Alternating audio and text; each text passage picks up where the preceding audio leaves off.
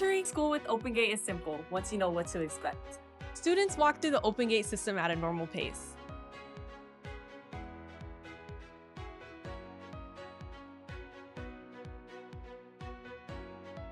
Wearing your bag to the side may cause the system to alert. To keep things moving smoothly, some larger metal items should be removed from backpacks before entering the scanner, based on school guidance.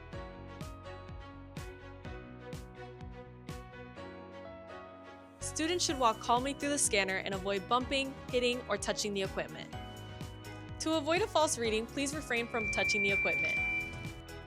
If the system alerts, staff will direct students to the next steps quickly and respectfully.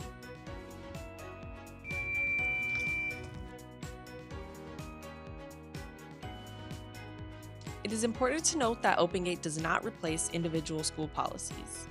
Students and families should continue to follow their school's policies regarding cell phone collection, clear backpacks, and water bottles. OpenGate helps keep entrances safer, faster, and respectful for everyone.